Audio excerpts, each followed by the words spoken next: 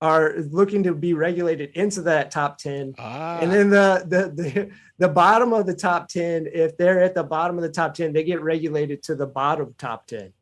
And maybe that's a way you make it more, I don't know, kind of engaging. If you're going to get this big and some of these teams never are really going to be in the run, I doubt they'll do it. But I think it's an interesting facet. Let's talk about perennial lower tier teams, the Big Ten. Indiana, Northwestern, they'll be in the last two places in the league every single year. Is that worth it? Who's going to go to that game?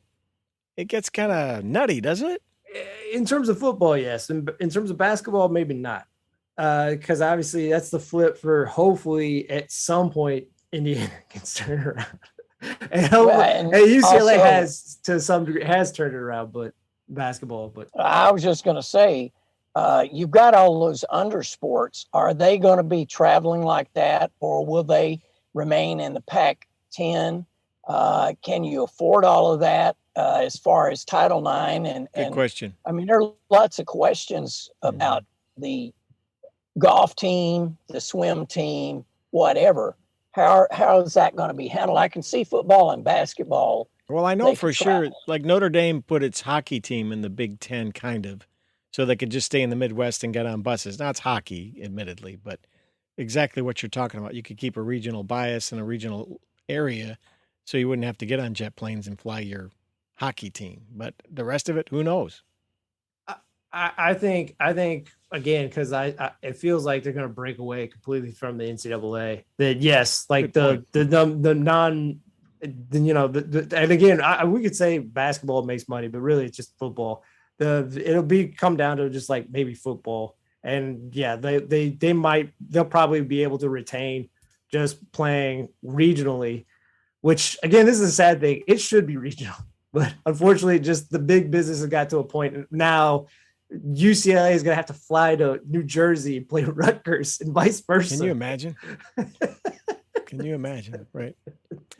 All right. So we'll see. And the only thing the NCAA has left is March Madness. I mean, essentially.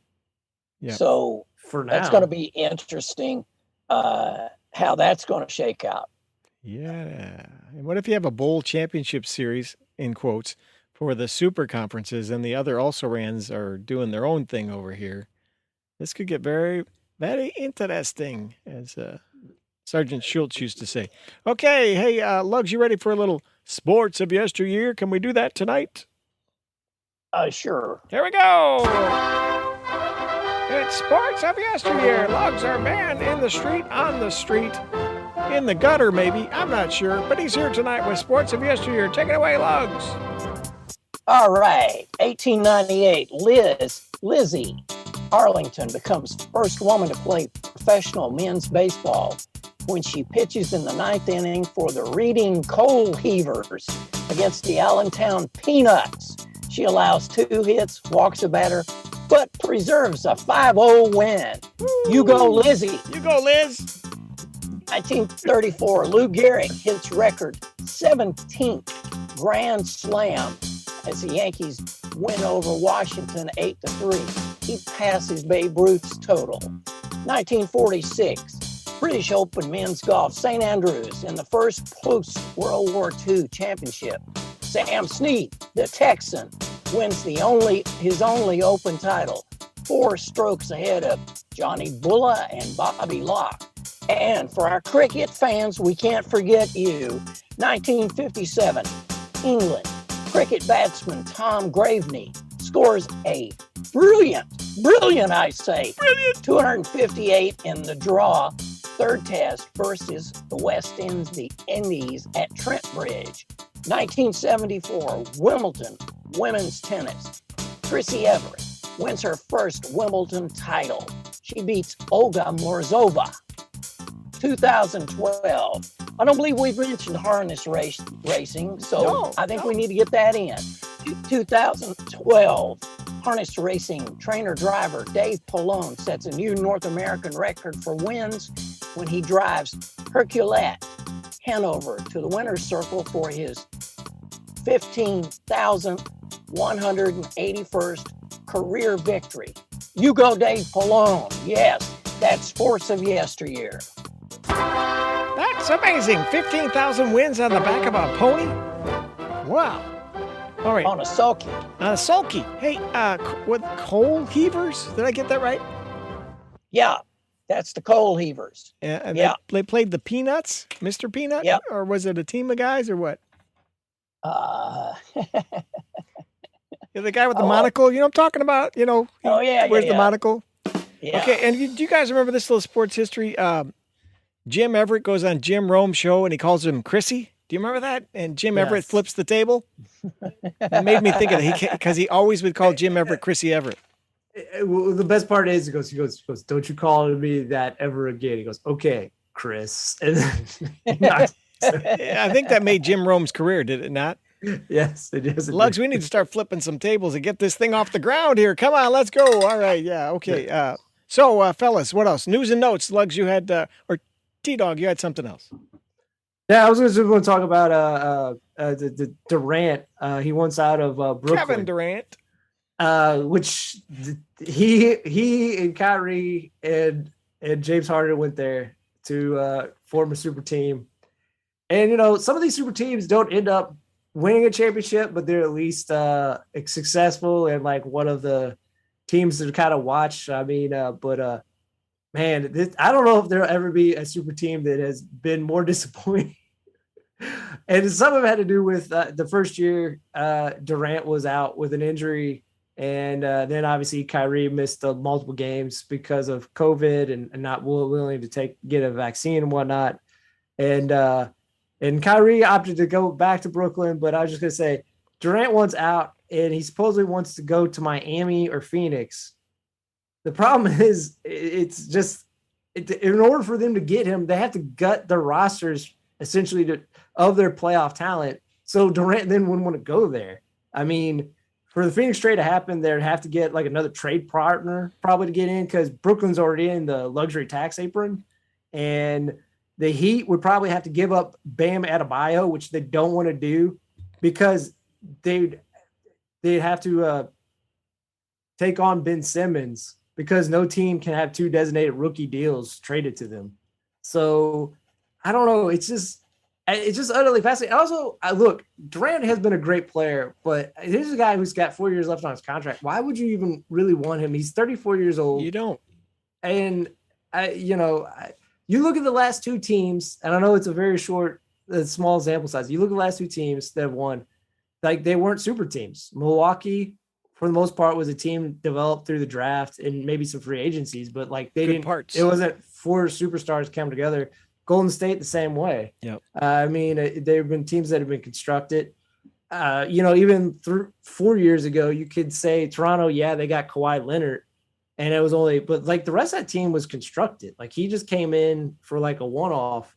Like these super teams for the most part, and even the Kevin Durant to the Warriors, that was a team that was pretty much constructed around him already. Like, it's not like three guys came from somewhere else to form a super team. There's just one guy getting added to a super team that already won a title without him. So, and won a title after him. So, I don't know. It just, I don't know. How do you all feel like about this situation? I know none of us are the biggest NBA watchers, but. Well, I think let's just go ahead and say it. There's a certain level of psychotic that comes with like Kyrie especially. And I think it's rubbed off on Durant. I think Harden took a hard knock last year and has come down to earth. He's trying to restructure his deal so they can get it. He's pulling a Tom Brady. He's restructuring his deal so the Philadelphia can get some other help and have a decent run. Durant and Kyrie think worlds of themselves.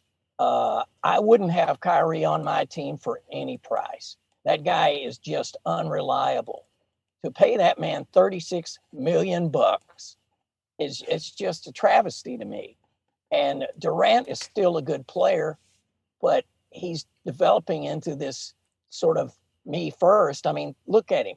All he had to do was stay in Golden State, but his ego couldn't handle the fact that somebody else shared the spotlight. And that somebody else won the championship this year.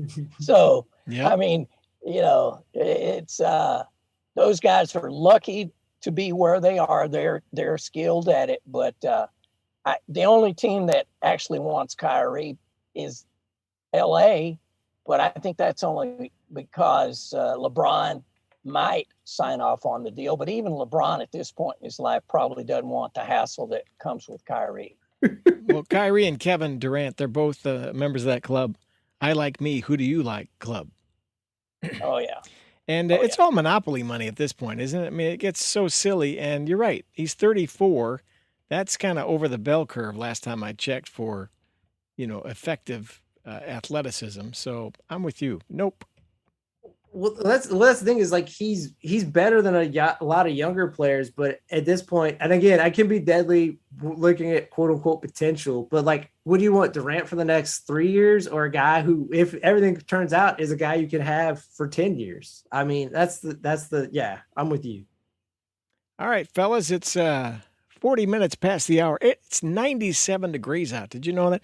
It's so hot that the frozen pizza I brought at the grocery store was ready when I got it home. Now, that's hot. It was steamy hot when I got it out of the car. Was that pepperoni? No, I'm a just straight 4 cheese guy myself. You like the pep on there, do you?